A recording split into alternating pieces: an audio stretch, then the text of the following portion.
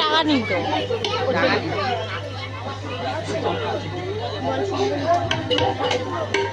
রাত ৮টা বাজতে চললো।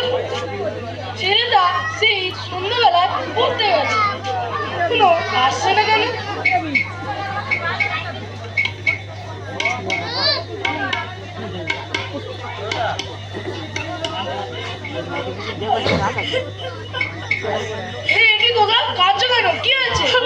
আমাকে মেরেছে বাবা। কেন? পরিবেশ রক্ষার জন্য ছাত্রছাত্রী ভূমিকা লিখতে দিয়েছিল, আমি লিখতে পারছি বাবা, তাই আমাকে মেরেছে। ও আচ্ছা, তাহলে এই ব্যাপার। তোকে ওই পরিবেশকে রক্ষা করার আগে তোকে জানতে হবে ওই পরিবেশটা কি। আয় আমার কাছে আয়, চোখের জল।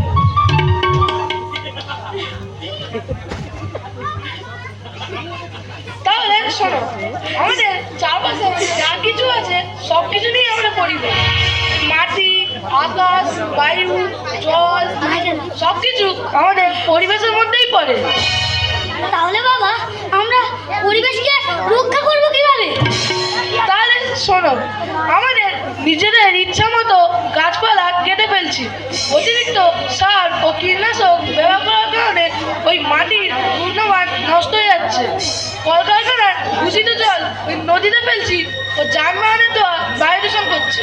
তাহলে বাবা আমরা তো নিজেদের অজান্তেই নিজেদের ক্ষতি করে চলেছি। তাহলে তুমি বুঝতে পেরেছো, এর ফলে আমাদের শ্বাসকষ্টের মতো রোগ, পানীয় জলের অভাব দেখা দিচ্ছে। আশা করি বুঝতে পেরেছো পরিবেশকে রক্ষা করা কেন প্রয়োজন। কিন্তু কিন্তু বাবা, আর কিন্তু নয়, দেখো দেখো অনেক রাত হয়েছে, ঘুমিয়ে পড়ো।